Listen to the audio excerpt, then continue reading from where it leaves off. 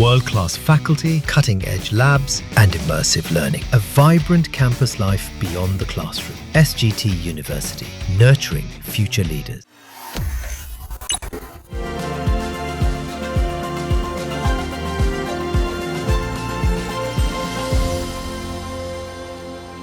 नमस्कार, बिजनेस की बात में आपका स्वागत है।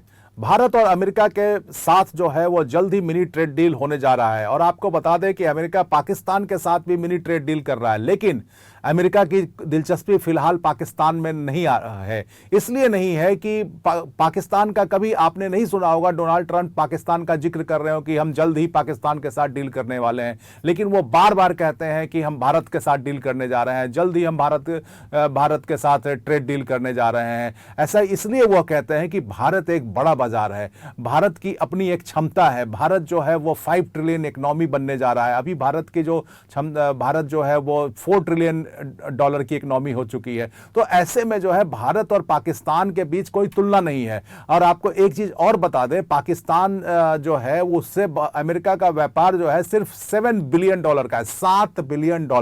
उससे ज्यादा तो हम एक प्रोडक्ट का जो है अमेरिका के बाजार में निर्यात कर देते हैं और हमारा जो व्यापार है अमेरिका के साथ वो है लगभग $140 बिलियन का। तो कहां 7 बिलियन और कहां $140 बिलियन। तो आप समझ सकते हैं कि पाकिस्तान की हैसियत व्यापार में, वैश्विक व्यापार में भारत के सामने क्या है।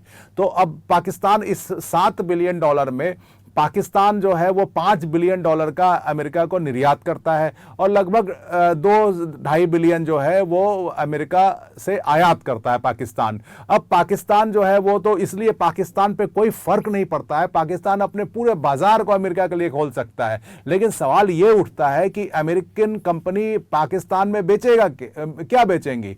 उनके यहाँ परचेजिंग पावर नहीं है, उनके यहाँ ऐसा मार्केट नहीं है, उनके यहाँ इतनी बड़ी आबादी नहीं है।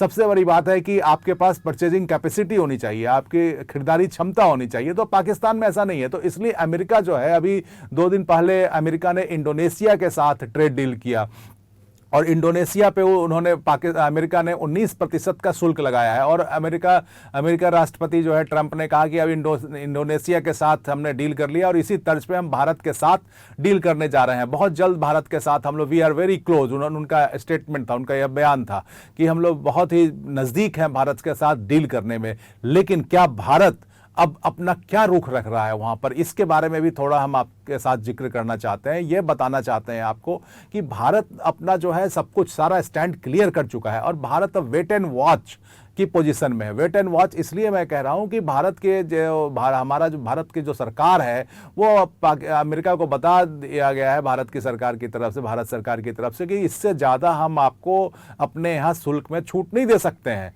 और चूंकि अमेरिका जो है वो चाहता है कि हमारा कृषि बाजार, हमारा जो बाजार है उनके कृषि पदार्थों के लिए पूरी तरह से खोल दिया जाए, लेकिन हम ऐसा नहीं कर सकते हैं चूंकि हमारे यहाँ किसान हैं, हमारे यहाँ छोटे व्यापारी हैं।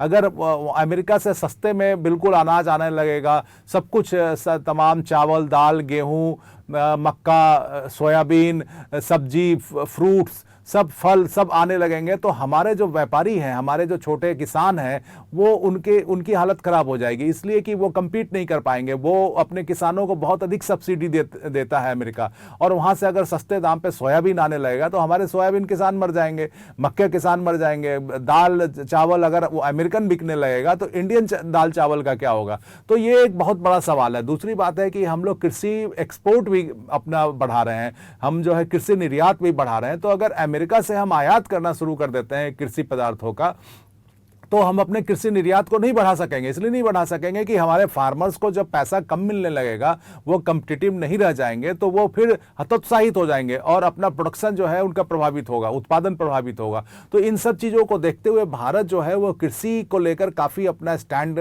टफ रखा हुआ है। और भारत ने साफ कह दिया है कि देखो हम जो है कृषि मार्केट को, अमेरिकन कृषि पदार्थों के लिए अपने बाजार को नहीं खोल सकते हैं, इसलिए नहीं खोल। और आपको और ऐसे ही भारत ने डेयरी में भी साफ कर दिया है कि डेयरी जो सेक्टर है वो भी हम आपके लिए नहीं खोल सकते हैं। अब रही बात की तो फिर डील होगा या नहीं, तो जरूर डील जो है अमेरिका चाहता है भारत के साथ हर हाल में डील करना। आपने देखा होगा कि पिछले 10 दिनों में अमेरिका ने लगभग 20 देशों को पत्र भेजा है शुल्क को लेकर कि हम किसी पे 30%, Mexico, Canada, Indonesia, Cambodia, Vietnam, सबके साथ अमेरिका ने सबको चिट्ठी भेज दी, लेकिन भारत को अभी तक कोई चिट्ठी नहीं आई है रेसिप्रोकल टैक्स को लेकर। जबकि हालांकि अब उसकी अवधि जो है, पहले जो 9 जुलाई से रेसिप्रोकल टैक्स लगना था, अब वो आगामी 1 अगस्त से लगेगा। लेकिन तब भी अमेरिका कभी यह नहीं कह रहा है कि हम भारत पे कोई टैक्स लगा देंगे अलग से। अमेरिका सिर्फ यह कह रहा है कि हम भारत के साथ डील फाइनल करने वाले हैं, जल्दी डील करने वाले हैं। तो अमेरिका का यह जो रुख है और अमेरिका का जो ये राग है, उससे साफ है कि अमेरिका भारत के साथ ट्रेड डील करना ही चाहता है।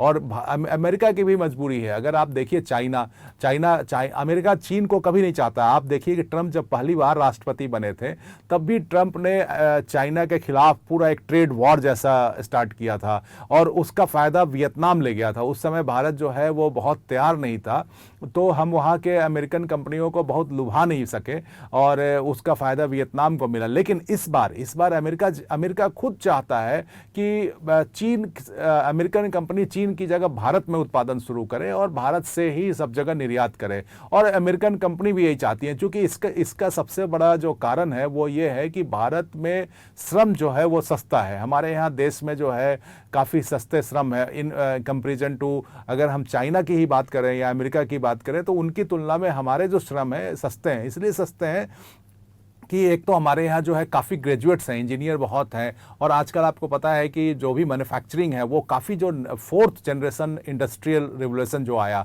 मतलब इंडस्ट्री रिवोल्यूशन 4.0, उसमें जो है वो ग्रीन टेक है, सेमीकंडक्टर है, उसके बाद ड्रोन है। तो ये सब चीज़ें जो हैं, इसमें ऐसे लोगों की ज़रूरत है जो काफ़ी स्किल्ड हैं और काफ़ी जिनका मैथ साइंस वगैरह जो है वो अच्छा है। तो भारत में बहुतायत में ऐसे ग्रेजुएट्स हैं, ऐसे बच्चे हैं। तो एक तो उनका रेट कम है। अभी चाइना में पिछले 2-3 साल में क्या हुआ कि वहाँ 40 से 50% ज़्यादा पैसा देना पड़ रहा है मैन्युफैक्चरर्स को। तो दोनों ही कारण है। अमेरिका में तो अगर इंडिया की तुलना करें तो 10 टाइम्स से भी ज़्यादा पैसा लगेगा मैन्युफैक्चरिंग करने में। तो जो हमारा कॉस्ट कम है। दूसरा, हमारे यहाँ जो है वो काम का जो है, हमारे जो युवा हैं वो काफ़ी अधिक काम करने के लिए तैयार हैं। या हम जो इंडियन हैं वो हम लोग काफ़ी अधिक काम करते हैं यूरोपियन और अमेरिकन की तुलना में। तो इसलिए भी वो चाहते हैं कि अमेरिकन कंपनियां चाहती हैं कि वो भारत में आकर अपना मैन्युफैक्चरिंग स्टार्ट करें। और अमेरिका कमोबेश दिल से भी ये चाह रहा है कि भारत के साथ वो रिश्ते को आगे बनाए। और भारत में अमेरिका को भी दिख रहा है कि भारत भविष्य में जो है वो धीरे धीरे, अभी भारत जो है वो टेक ऑफ कर रहा है। अब टेक ऑफ जो कर रहा होता है तो जाहिर सी बात है, अभी भारत ऊपर आसमान में नहीं गया है, बहुत ऊंचाई पे नहीं गया है, तो भारत जा रहा है ऊंचाई पे। तो भारत जब ऊंचाई पर जा रहा है तो ऐसे लोगों के साथ ही अमेरिका संबंध बनाना चाहेगा ना, कि जो भी ऊंचाई पे जा रहे हैं, ताकि जब भारत ऊंचाई पे होगा तो यहाँ के लोगों की परचेजिंग कैपेसिटी बढ़ेगी, भारत में जो है और संपन्नता आएगी, और ज़्यादा पैसा आएगा, और डॉलर हम आराम परचेजिंग पावर बढ़ेगा, तो अमेरिका अपना सामान भी भारत में बेच सकेगा। आप देखिए अभी टेस्ला ने जो है 2 दिन पहले मुंबई में अपना एक शोरूम खोला है। क्यों खोला है? पाकिस्तान में तो नहीं खोला है।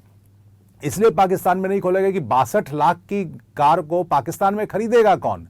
लेकिन भारत में ऐसे लाखों लोग हैं जिनकी हैसियत है टेस्ला की कार को खरीदने का। तो इसलिए इसको ध्यान में रखते हुए टेस्ला जैसी कंपनी जो है, एप्पल जैसी कंपनी भारत में आ रही है, और कहीं और जाने का वो लोग सोच भी नहीं रहे हैं। जबकि टेस्ला को ट्रंप ने खुद ही कहा कि टेस्ला जो है उसको भारत में नहीं जाना चाहिए। लेकिन जब टेस्ला यहाँ शोरूम खोल दिया तो इसको देखते हुए लग रहा है कि अब टेस्ला जल्दी अपना मैन्युफैक्चरिंग यूनिट भी इंडिया में लगा सकता है। और अगर टेस्ला ने मैन्युफैक्चरिंग यूनिट यहाँ लगा दी तो आप देखिएगा धीरे धीरे चाइना की जगह एप्पल की तरह टेस्ला जो है वो भारत में ही मैन्युफैक्चरिंग का विस्तार करेगा। तो खैर ये सब बात अभी आगे की है, लेकिन ये एक जो संभावना जताई जा रही है उसके बारे में हम आपको बता रहे हैं। अब सब कुछ निर्भर करता है कि अमेरिका के साथ भारत का ट्रेड डील कब होता है और उसमें क्या क्या शर्तें होती हैं। हम भी इंतजार कर रहे हैं आपकी तरह। नमस्कार।